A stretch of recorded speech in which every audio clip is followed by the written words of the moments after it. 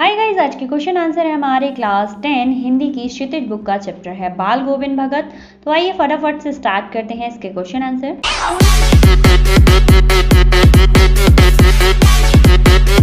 Guys, इसका question number first है, खेती बाड़ी से जुड़े ग्रस्त बाल गोविंद भगत अपनी किन चारित्रिक विशेषताओं के कारण साधु कहलाते हैं या कहलाते थे।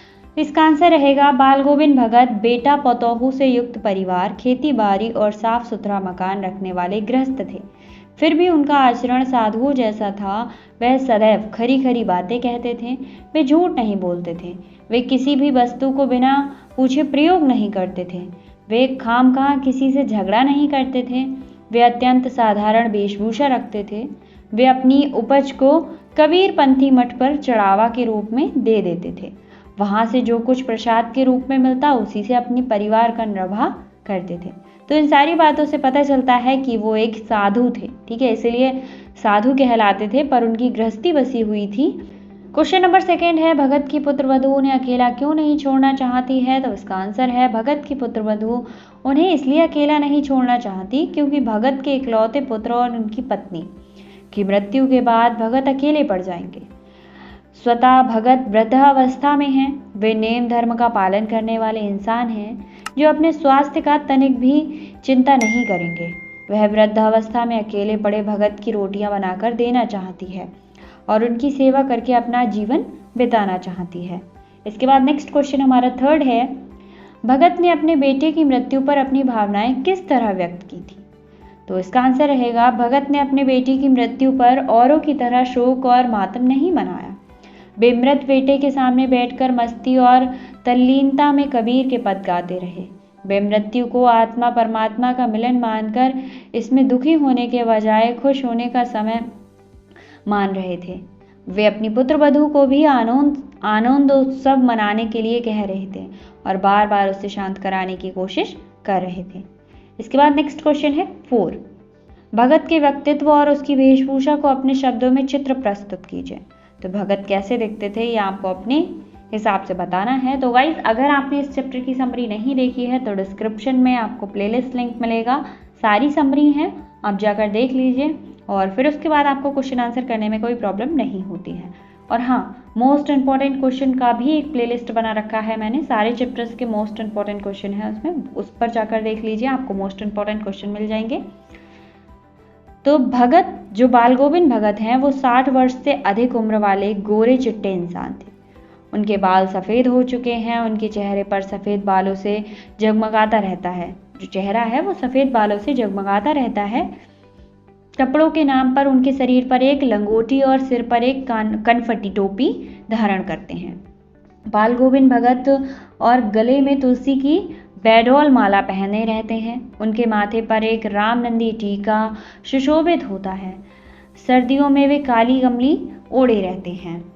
क्वेश्चन नंबर 5 है, बाल गोविंद भगत की दिनचर्या लोगों के अचरज का कारण क्यों थी।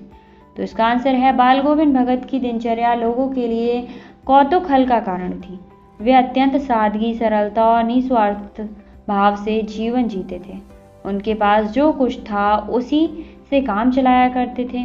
वे किसी की वस्तु को बिना पूछे उपयोग में न लाते थे। इस नियम का वे इतनी बारीकी से पालन करते थे कि दूसरे के खेत में शौच के लिए भी न बैठते थे।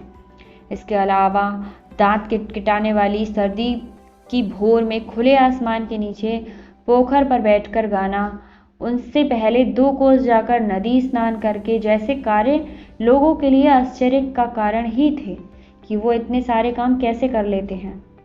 इसके बाद आता है क्वेश्चन नंबर 6, पाठ के आधार पर बाल गोविंद भगत के मधुर गायन की विशेषता लिखिए। बाल गोविंद भगत अपने कंठ से इस तरह गाते थे कि कबीर के सीधे साधे पद भी उनके मुंह से निकलकर सजीव हो उठते थे, मतलब जीवित हो उठते थे। उनके गीत सुनकर बच्चे झूम उठते थे, स्त्रियों के होठ गुनगुनाने लगते थे और काम करने वालों के कदम लय ताल में उठने लगते थे। इसके अलावा भावों की अर्धरात्रि में उनका गान सुनकर उसी तरह चौंक उठते जैसे अंधेरी रात में बिजली चमकने से लोग चौंक कर सजग हो जाते हैं। इसके बाद क्वेश्चन नंबर 7 है हमारा, एंड ये 8 क्वेश्चन ही दिए गए हैं इस चैप्टर में। क्वेश्चन नंबर 7, कुछ मार्मिक प्रसंगों के आधार पर यह दिखाई देता है कि बाल गोविंद भगत प्रचलित सामाजिक मान्यताओं को नहीं मानते, पाठ के आधार पर उन प्रसंगों का उल्लेख कीजिए। आंसर, बाल गोविंद भगत प्रचलित सामाजिक मान्यताओं को नहीं मानते थे। यह पाठ के निम्नलिखित मार्मिक प्रसंगों से ज्ञात होता है। ठीक है, पॉइंट्स दिए गए हैं। फर्स्ट पॉइंट है, भगत ने अपने इकलौते पुत्र के निधन पर न शोक मनाया और न उसके क्रियाक्रम को ज्यादा तूल दिया, मतलब ज्यादा महत्व दिया। एंड सेकेंड, उन्होंने पुत्र केशव को स्वयं मुखाग्नि न देकर उनकी पुत्र वधू से मुखाग्नि दिलवाई। एंड थर्ड है, उन्होंने विधवा विवाह के समर्थन में कदम उठाते हुए अपने भाई को कहा, उसकी मतलब जो लड़की थी उनकी पुत्र वधू उसके भाई को कहा कि इसको साथ ले जाकर इसका दोबारा विवाह करा देना। लास्ट पॉइंट है, वे साधुओं के संबल लेने और गृहस्थों के भिक्षा मांगने का विरोध करते थे। 30 कोस दूर गंगा स्नान करने जाते थे और उपवास रखते हुए यात्रा पूरी करते। क्वेश्चन नंबर 8 है, धान की रोपाई के समय समूचे माहौल को भगत की स्वर लहरिया किस तरह से झंझोल कर रख देती है।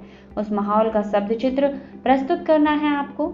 तो आंसर रहेगा आपका, आषाढ़ महीने की रिमझिम के बीच सारा गांव खेतों में उमड़ पड़ता है। शीतल पुरवाई चल रही थी, आसमान बादलों में आच्छादित है।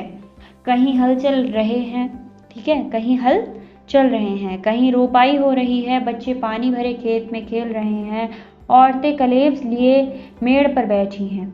इसी समय भगत का कंठ फूट पड़ता है और उनके स्वरों की गूंज आसपास के लोगों को झूमने के लिए विवश कर देती है। इसे सुनकर बच्चे झूमने लगते हैं, स्त्रियों के होठ गुनगुनाने लगते हैं और गीत की लय ताल पर उंगलियां रोपाई करने लगती हैं तथा कदम उठने लगते हैं। तो गाइस, ये थे इस चैप्टर के 8 क्वेश्चन। आई होप आपकी समझ आए होंगे।